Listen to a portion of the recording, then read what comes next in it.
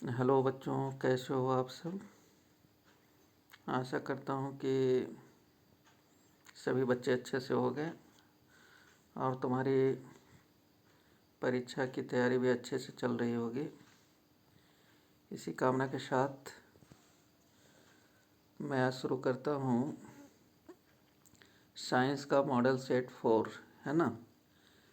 इसे मैं हल करवाऊँगा व्याख्या सहित और एक्सप्लेनेशन के साथ। हम लोग आज सॉल्व करते हैं JCERT द्वारा तैयार साइंस का सेट 4, जो कि टर्म 1 एग्ज़ाम का है। और टर्म 1 और टर्म 2 दोनों का एग्ज़ाम चूँकि एक साथ होना है, इसलिए सेट जो है वो बेहद लाभप्रद है। पहला सवाल है कि यदि आपतित किरण और परावर्तित किरण के बीच 90 डिग्री का कोण बनता है तो परावर्तन कोण क्या होगा। सीधा सा प्रश्न है। आपतित किरण और परावर्तित किरण दोनों के बीच 90 डिग्री का कोण है। बीच में अभिलंब उसे दो बराबर भागों में बांटता है। अभिलंब के बाईं ओर जो है आपतन कोण, दाईं ओर जो है परावर्तन कोण। तो इसलिए 90 का आधा आधा होगा, 90 का आधा 45। इसलिए आपतन भी 45 डिग्री, परावर्तन भी 45 डिग्री। इसलिए सही आंसर होगा option B, 45 degree. Question number 2, ध्रुव और वक्रता केंद्र को मिलाने वाली रेखा को क्या कहते हैं।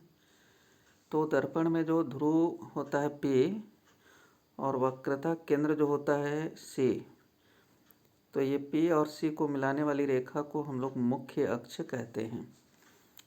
तो सही आंसर होगा ऑप्शन सी, मुख्य अक्ष।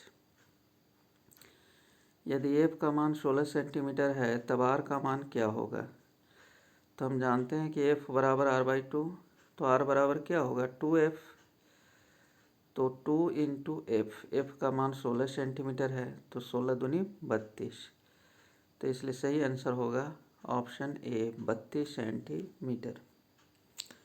क्वेश्चन नंबर 4, किसी अवतल दर्पण में वस्तु कहाँ रखा गया है जिससे उसका सीधा और आवर्धित प्रतिबिंब बनेगा। सीधी सी बात है, अवतल दर्पण में 6 स्थिति होती है और छठी स्थिति में सीधा प्रतिबिंब बनता है। तो सीधा प्रतिबिंब कब बनेगा, जब हम उसको दर्पण के P और F के बीच में रखेंगे, है ना। तो सही आंसर होगा ऑप्शन डी, P और F के बीच में रखेंगे तो दर्पण के पीछे बनता है प्रतिबिंब, सीधा बनता है और आवर्धित बनता है। क्वेश्चन नंबर 5, उत्तल दर्पण का प्रयोग निम्न में से किस वस्तु में किया जाता है। तो ये तो हम लोग जानते हैं कि गाड़ी के साइड मिरर में पीछे का व्यू देखने के लिए, पीछे का दृश्य देखने के लिए, है ना, साइड मिरर के रूप में जो है उत्तल दर्पण का प्रयोग होता है। इसलिए सही आंसर होगा ऑप्शन ए। बढ़ते हैं अगले सवाल की ओर। जल में सिक्का डालने पर वह अपनी वास्तविक स्थिति से ऊपर उठा दिखाई देता है। यह प्रकाश के किस घटना को दर्शाता है। देखिए, कोई भी वस्तु पानी में डालते हैं तो वो उठा हुआ दिखाई देता है, अपने वास्तविक गहराई से थोड़ा सा उठा हुआ दिखाई देता है। ऐसा प्रकाश के अपवर्तन के कारण होता है। तो सही आंसर होगा ऑप्शन बी।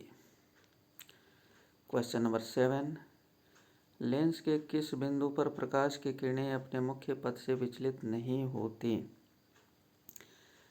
देखो, लेंस के अंदर जो है एक बिंदु होता है ओ, ऑप्टिकल सेंटर। तो उस बिंदु से कोई भी किरण गुजरती है तो वह अपने पथ से विचलित नहीं होती है, डाइवर्ट नहीं होती है। तो सही आंसर होगा 7 का बी, प्रकाशिक केंद्र। अगले प्रश्न की ओर बढ़ते हैं। क्वेश्चन नंबर 8, उत्तल लेंस को अभिसारी लेंस कहते हैं क्योंकि। अभिसारी लेंस का अर्थ होता है कि ये जो भी किरणें उत्तल लेंस से आती हैं मुख्य अक्ष के समानांतर, वो अपवर्तन के बाद जब दूसरी ओर निकलती हैं तो एक बिंदु पर जमा हो जाती हैं। किरणों के एक बिंदु पर जमा होने को ही अभिसरण कहते हैं, कन्वर्जेंस कहते हैं। तो अब अभिसारी लेंस इसीलिए कहा जाता है क्योंकि उत्तल लेंस में जो भी किरणें समानांतर आती हैं मुख्य अक्ष के, अपवर्तन के बाद जब दूसरी ओर वो निकलती हैं तो एक बिंदु पर जमा हो जाती हैं, फोकस पर जमा हो जाती हैं। तो सही आंसर होगा, यह प्रकाश की किरणों को एक जगह एकत्र करता है। सही आंसर होगा ए। और वह एक जगह या एक बिंदु कौन होता है? फोकस। उत्तल लेंस में f2 पर एकत्र होता है ना। तो एक जगह एकत्र होता है, इसीलिए इसको अभिसारी लेंस कहते हैं। क्वेश्चन नंबर 9, नेत्र में जाने वाली प्रकाश की मात्रा का नियंत्रण कौन करता है? बेहद इंपॉर्टेंट प्रश्न है ये। परितारिका या आइरिस, है ना। ये इसकी जो मांसपेशियां होती हैं फैलने सिकुड़ने वाली होती हैं। तो ये फैल सिकुड़ करके जो है पुतली के आकार को छोटा बड़ा करता है और अंदर घुसने वाले प्रकाश की मात्रा का नियंत्रण करता है। तो सही आंसर होगा सी, परितारिका या आइरिस। क्वेश्चन नंबर 10, सामान्य नेत्र का निकट बिंदु क्या है? तो सामान्य नेत्र का निकट बिंदु होता है 25 सेंटीमीटर, 25 सेंटीमीटर। तो सही आंसर होगा बी। क्वेश्चन नंबर 11, मानव नेत्र में प्रतिबिंब की प्रकृति क्या होती है? देखिए, मानव नेत्र में जो प्रतिबिंब रेटिना पर बनता है वो उल्टा और वास्तविक होता है ना। बाद में वो ऑप्टिक नर्व उसको ले जाता है ब्रेन में, ब्रेन उसको सीधा करके समझ लेता है। तो इसका सही आंसर होगा 11 का डी, उल्टा और वास्तविक। क्वेश्चन नंबर 12, जरा दूरदृष्टिता होने का क्या कारण है? देखिए, बुढ़ापे की अवस्था में जो जरा दृष्टि दोष होता है वो नेत्र लेंस की समंजन क्षमता घट जाने के कारण होता है ना। सिलियरी पेशी जवाब दे देती है, नेत्र लेंस जवाब दे देता है बुढ़ापे में। तो इसका सही आंसर होगा डी, समंजन क्षमता का घट जाना। क्वेश्चन नंबर 13, अभिनेत्र लेंस की क्षमता जिसके कारण वह अपने फोकस दूरी को समायोजित कर लेता है क्या कहलाता है? देखिए, मानव नेत्र के अंदर जो अभिनेत्र लेंस होता है वह फैल सिकुड़ करके एडजस्टमेंट करता है और हर हाल में जो है आने वाली किरणों को मोड़ करके अपवर्तन करके रेटिना पर प्रतिबिंब बनाता है। तो इस जो लेंस की ये जो लचक वाली जो क्षमता है इसी को हम समंजन कहते हैं या इकोमोडेशन कहते हैं। तो सही आंसर होगा ऑप्शन ए। चलिए बढ़ते हैं अगले सवाल की ओर। 13 तक थे फिजिक्स के सवाल, अब आते हैं केमिस्ट्री के सवाल। क्वेश्चन नंबर 14 से, निम्न में कौन सी रासायनिक अभिक्रिया संतुलित है? देखो, बैलेंस पकड़ने का आसान तरीका है, दोनों साइड जो है प्रत्येक तत्व जो है बराबर, प्रत्येक तत्व का जो परमाणु है बराबर होना चाहिए। पहला, ये जो है आयरन इधर 1 है उधर 3 है, यहीं पर ये रॉन्ग हो गया। फिर ऑप्शन बी, इधर आयरन 3 है उधर आयरन 3 है, वेरी गुड। हाइड्रोजन 2 है इधर और उधर हम जब देखेंगे तो 4 दूनी 8 हाइड्रोजन है, ये गलत हो गया। सी जो है आयरन इधर 3 है उधर भी 3 है, वेरी गुड। हाइड्रोजन 4 दूनी 8 है उधर भी 4 दूनी 8 है, ऑक्सीजन 4 है इधर भी 4 है। तो सही आंसर होगा सी। अगला सवाल है, दिए गए समीकरण में किस पदार्थ का ऑक्सीडेशन और किसका रिडक्शन हो रहा है? उपचयन मने ऑक्सीकरण, अपचयन मने अवकरण। तो देखो, इधर हाइड्रोजन अकेला था उधर ऑक्सीजन के साथ संयोग कर लिया, तो ऑक्सीजन के संयोग को हम लोग क्या बोलते हैं? ऑक्सीकरण। इसलिए हाइड्रोजन का ऑक्सीकरण हो रहा है, उपचयन हो रहा है। अब अपचयन किसका हो रहा है? इधर कॉपर ऑक्साइड मैंने ऑक्सीजन के साथ है, कॉपर उधर अलग हो गया, ऑक्सीजन हट गया। ऑक्सीजन हटने को क्या बोलते हैं? अपचयन। इसलिए कॉपर ऑक्साइड का अपचयन हो रहा है। तो सही आंसर इसमें क्या होगा? ऑप्शन सी देख लो, हाइड्रोजन और कॉपर ऑक्साइड। हाइड्रोजन का उपचयन हो रहा है और कॉपर ऑक्साइड का अपचयन हो रहा है ना। इसलिए सही आंसर होगा सी। क्वेश्चन नंबर 16, रासायनिक अभिक्रिया में भाग लेने वाले पदार्थ को क्या कहते हैं? देखो, भाग लेने वाले पदार्थ को अभिकारक कहते हैं और बनने वाले पदार्थ को प्रतिफल कहते हैं, उत्पाद कहते हैं। तो इसलिए इसमें पूछ रहा भाग लेने वाला पदार्थ, तो भाग लेने वाला पदार्थ अभिकारक होगा। सही आंसर होगा ए। क्वेश्चन नंबर 17, किसी रासायनिक अभिक्रिया में उत्पाद का कुल द्रव्यमान अभिकारक के द्रव्यमान के बराबर होता है ना। अभिकारक के द्रव्यमान के होता है, डैश दे दिया है, तो ये बराबर होता है ना। जितना अभिकारक का द्रव्यमान होगा उतना ही उत्पाद का द्रव्यमान होगा। इसी को हम द्रव्यमान संरक्षण का नियम कहते हैं। चलो क्वेश्चन नंबर 18, इधर मीथेन गैस और प्लस ऑक्सीजन, तो ये अभिक्रिया करके बना रहा है कार्बन डाइऑक्साइड, जल और प्लस ऊर्जा। कहता है कि किस प्रकार की अभिक्रिया है, तो इसमें देखो ऊर्जा निकल रही है, ऊष्मा निकल रही है, इसलिए ऊष्माक्षेपी अभिक्रिया है, सीधी सी बात है ना। चलो अगला सवाल है कि ए प्लस अम्ल एरो लवण प्लस कार्बन डाइऑक्साइड प्लस जल, है ना। तो कह रहा है कि क्या से अभिक्रिया होगी अम्ल की, कि लवण बनेगा, कार्बन डाइऑक्साइड बनेगा और जल।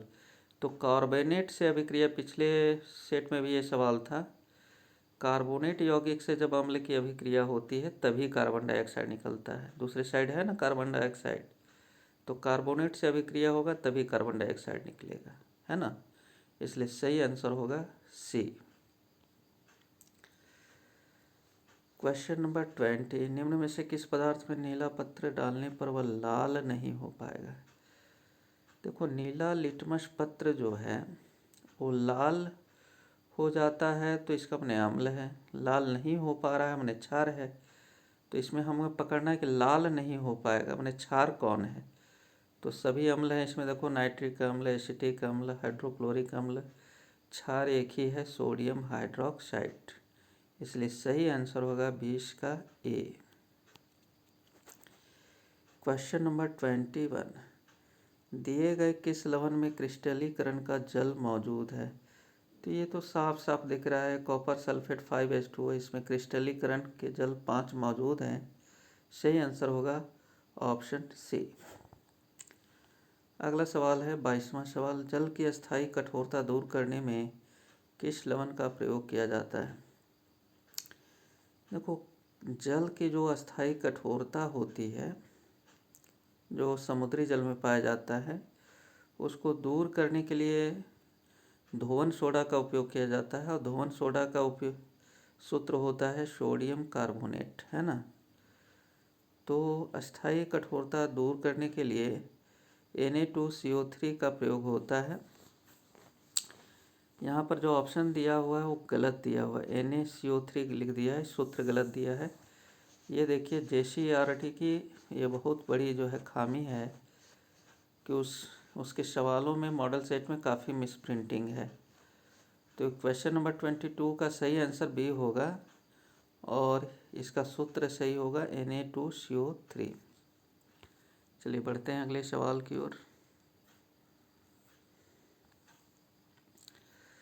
जल की उपस्थिति में हाइड्रोक्लोरिक अम्ल अपना अम्लीय गुण प्रदर्शित करता है क्योंकि पानी की उपस्थिति में यदि हाइड्रोक्लोरिक अम्ल और पानी दोनों है तो हाइड्रोक्लोरिक अम्ल में हाइड्रोजन आयन और क्लोरीन आयन दोनों टूट जाता है पानी की उपस्थिति में। तो हाइड्रोजन आयन जो है उपस्थित रहता है और इसी के कारण उसका गुण जो है अम्लीय होता है ना। यदि हाइड्रोजन आयन रहेगा तो अम्लीय गुण, हाइड्रोक्साइड आयन रहेगा तो क्षारीय गुण। तो पानी की उपस्थिति में हाइड्रोक्लोरिक अम्ल जो है उसका विखंडन हो जाता है hydrogen ion plus chloride ion. तो चूँकि उसमें हाइड्रोजन आयन है इसलिए वो एसिडिक गुण दिखाएगा, अम्लीय गुण दिखाएगा। तो सही आंसर होगा ऑप्शन बी। पदार्थ ABCD का pH मान 2, 4, 7, 14 है। इस पदार्थ में कौन क्षारक है। तो कुछ क्षारक जो है उसको कहते हैं जिसका pH मान 7 से अधिक हो। इसमें 7 से अधिक किसका है, 14, 14 किसका है, डी का, लास्ट वाले का, है ना। इसलिए डी जो है होगा वो क्षारक होगा। चलिए क्वेश्चन नंबर 24 तक केमिस्ट्री समाप्त हो गया। अब आता है बायोलॉजी। क्वेश्चन नंबर 25, इस चित्र में कौन सी अभिक्रिया हो, सॉरी ये केमिस्ट्री का ही सवाल है।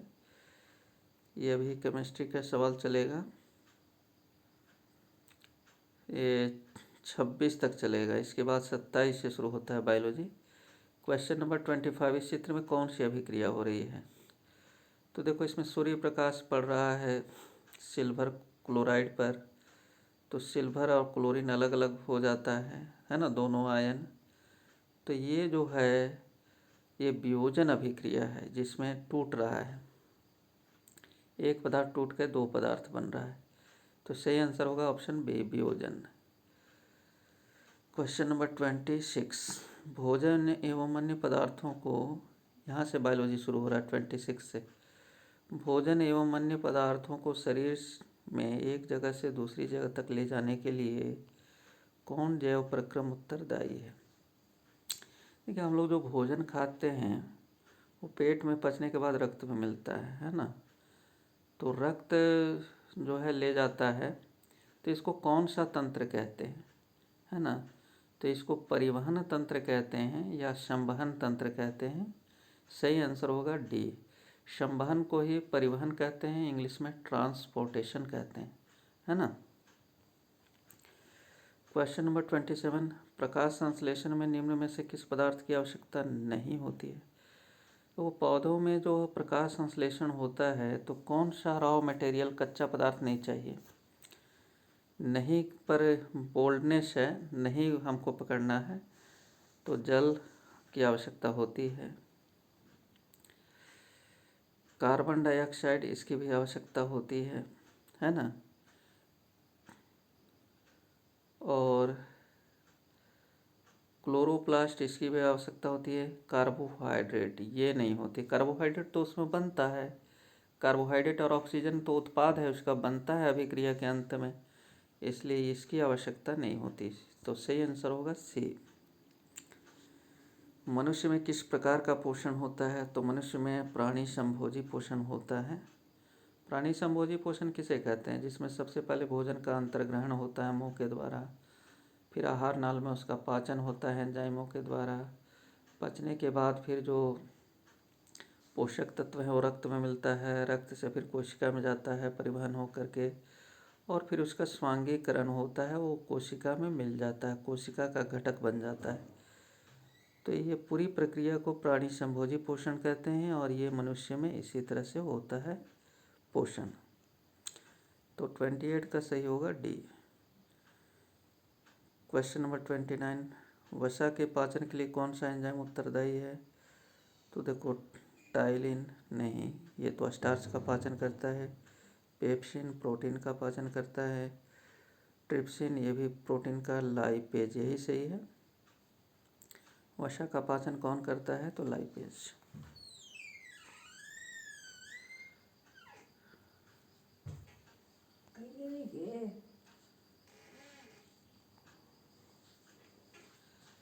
बढ़ते हैं अगले प्रश्न की ओर। क्वेश्चन नंबर 30, श्वसन प्रक्रिया में ग्लूकोज का पाइरूवेट से टूटना कहाँ होता है? श्वसन क्रिया में ग्लूकोज का पाइरूवेट में टूटना कहाँ होता है? ग्लूकोज टूट करके दो अणु बन जाता है, पाइरूवेट, जिसे पाइरूवेट कहते हैं। तो इसमें सवाल है कि ये कहाँ होता है? तो ये कोशिका द्रव्य में होता है। सही आंसर है ऑप्शन ए।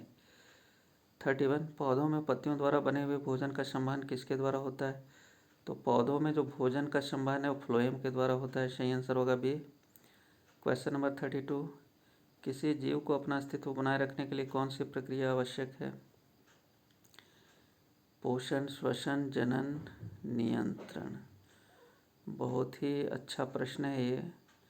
जीव को अस्तित्व बनाए, अस्तित्व की बात हो रही है, तो यदि जीव जनन करेगा तभी उसकी अगली पीढ़ी आएगी, तो इसलिए जनन जो है अस्तित्व को बनाए रखने के लिए आवश्यक है। तो क्वेश्चन 32 का सही आंसर होगा सी। दिया गया चित्र किस प्रकार के जनन को दर्शाता है? तो ये ब्रायोफिल्म है, पत्थर चट्टा का पत्ती है, जिसमें क्या होता है कि इस पर छोटी छोटी है ना कलिका के समान जो है पौधे निकलते हैं। ये पत्तियों के सिरे पर वो जड़ के साथ होते हैं, उनमें कोमल पत्तियां होती है, ऊपर नीचे जड़ होता है। ये पत्ती के कोर पर सटे रहते हैं और हवा पानी से झड़कर नीचे आ जाते हैं मिट्टी में, फिर उग जाते हैं। तो ये कायिक प्रवर्धन है ना। जब जड़, तना, पत्ती से नया पौधा हम उगा लें तो उसको हम लोग कायिक प्रवर्धन कहते हैं। काया से प्रवर्धन, शरीर से बढ़ाना, है ना। तो इस पौधे के शरीर से ही जब हम नया पौधा उगा लेते हैं तो इसको हम कायिक प्रवर्धन कहते हैं या वेजिटेटिव प्रोपेगेशन कहते हैं। क्वेश्चन नंबर 34, बीज में भ्रूण होता है जो उपयुक्त परिस्थिति में नवोद्भिद में विकसित हो जाता है। इस प्रक्रम को क्या कहते हैं? जैसा कि तुम जानते हो कि बीज के अंदर एम्ब्रायो होता है, भ्रूण होता है, और यदि उसको हम मिट्टी में बो दें तो उपयुक्त परिस्थिति में जो है नवोद्भिद, नया पौधा उगाता है। तो इस क्रिया को हम लोग अंकुरन कहते हैं या इंग्लिश में जर्मिनेशन कहते हैं। सही आंसर होगा ऑप्शन सी। क्वेश्चन नंबर 35, गर्भाशय के किस भाग में निषेचन होता है? तो निषेचन या फर्टिलाइजेशन की जो क्रिया होती है वो डिंबवाहिनी में होती है, फैलोपियन ट्यूब में होती है। तो सही आंसर होगा बी। क्वेश्चन नंबर 36, जल विद्युत संयंत्र के लिए निम्न में से कौन सा कथन सत्य है? यह अनवीकरणीय ऊर्जा स्रोत है, गलत। ये तो नवीकरणीय है, चूँकि हम जल को पुनः प्राप्त कर सकते हैं वर्षा से। इसमें जीवाश्म ईंधन का उपयोग होता है, ये भी गलत। इस यंत्र के निर्माण से पारिस्थितिक तंत्र नष्ट हो जाता है, ये सही है।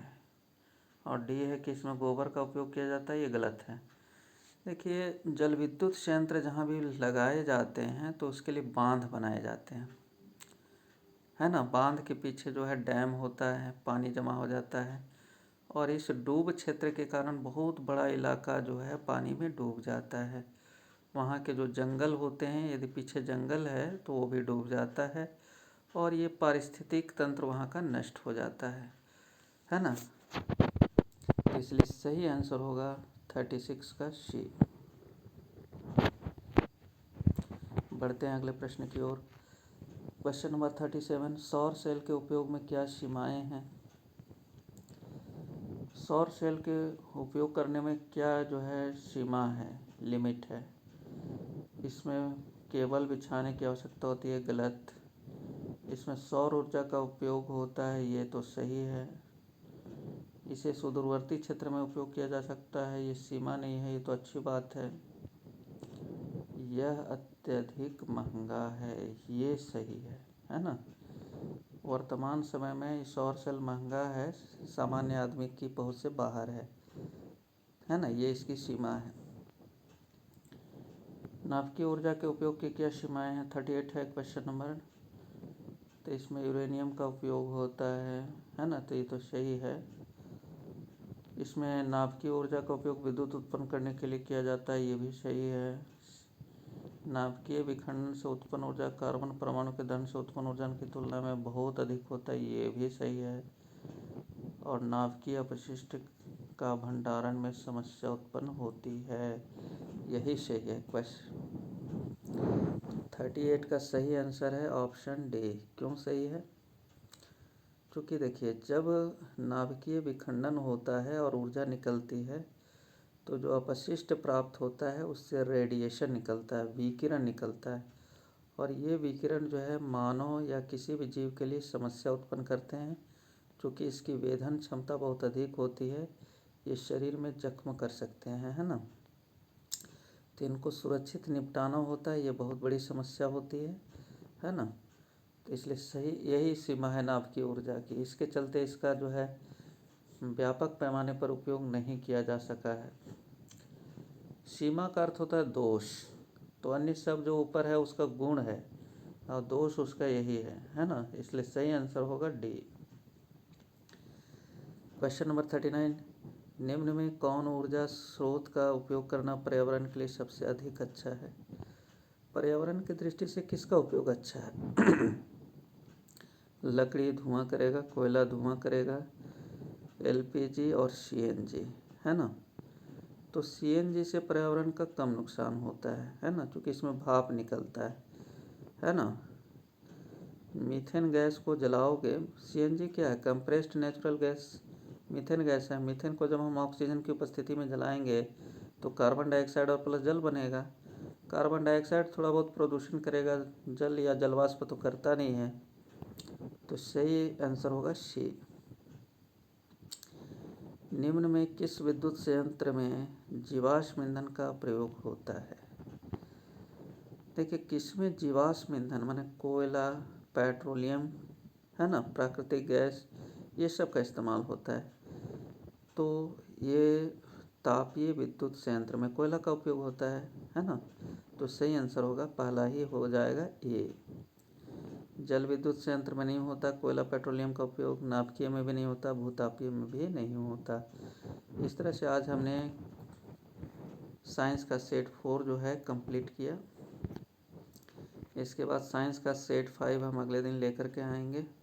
इस तरह से साइंस के 5 सेट कंप्लीट हो जाएंगे, है ना। मिलते हैं अगले दिन, तब तक के लिए सभी से विदा लेते हैं।